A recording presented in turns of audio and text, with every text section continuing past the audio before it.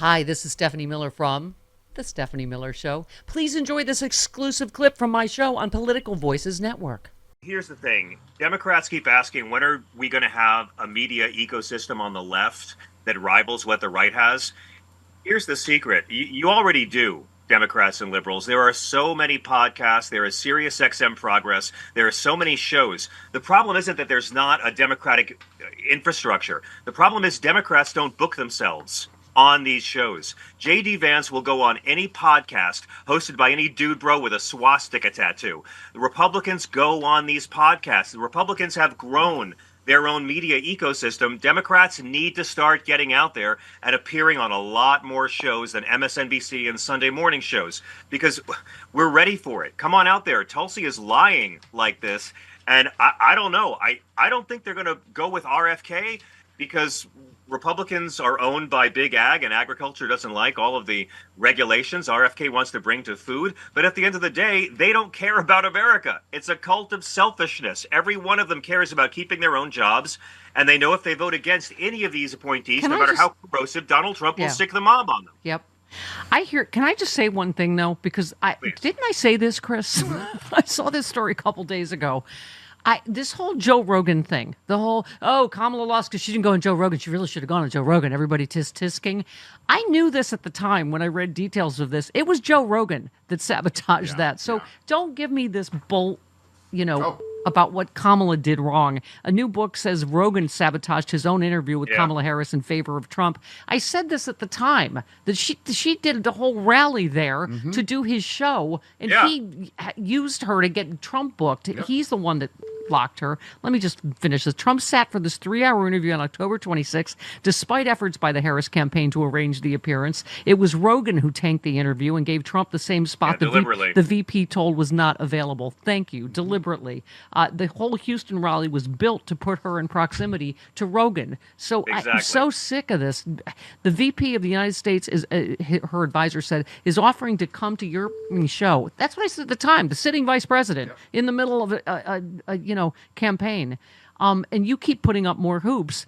On October 22nd, the same day that Harris camp announced the rally, the AP reported Trump would be Rogan's guest on Friday. The personal day, Rogan had said he was taking a personal day off. That day wasn't available. Yeah, and that was the day he interviewed Trump. That was the day he interviewed Trump. So don't say we won't go everywhere or do anything. Kamala Harris did an amazing amount of interviews and would have done Rogan.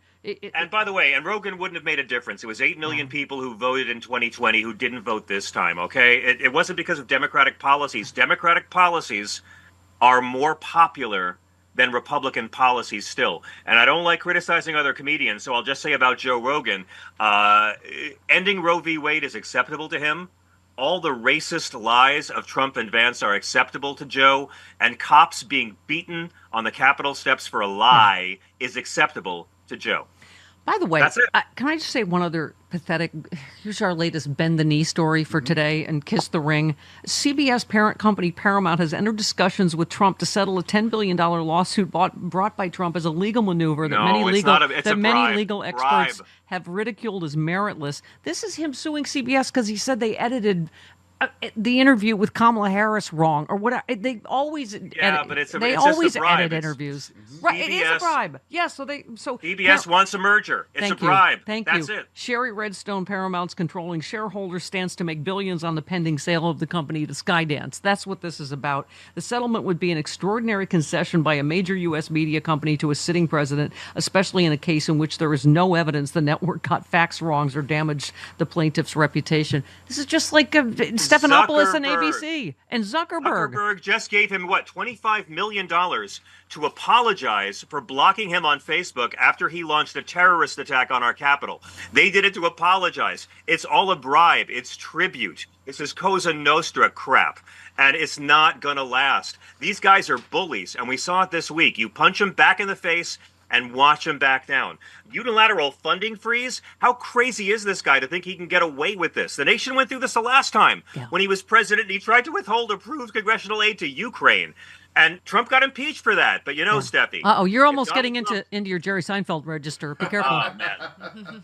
Look, if Trump liked learning lessons, he wouldn't have paid other kids to take his tests at Wharton. This is going to continue, and he's weak. That's why we have to call out Yeah, the heroes of democracy like you, like Peter Alexander. I'm telling you, he's going to get banned from the press room, right? He said, Alexander said to Trump's face yesterday, the cited FAA ticks that you read is real, but the implication this policy is new or it stems from efforts that began under President Biden or the Transportation Secretary Pete Buttigieg is demonstrably false. And Trump said, who said that, you?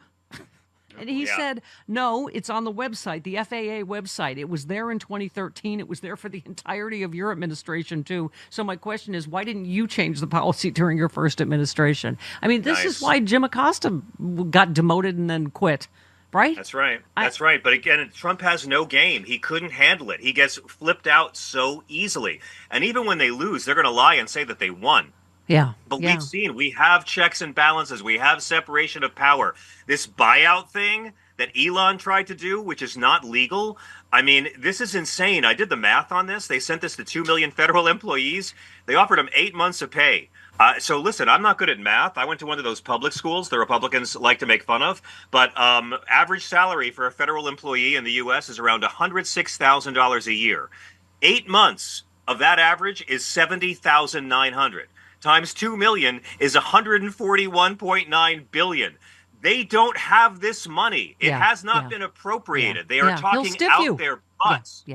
I loved your, you said America is now a mob restaurant being burned down for the insurance money. That's what it feels like. Right. And thank you. You said when racists say merit, you say Hegseth. I mean, the fact that they're blaming DEI on a tragedy that was caused by straight white men. Thank you. On disabled people. On disabled people, they're trying to blame it.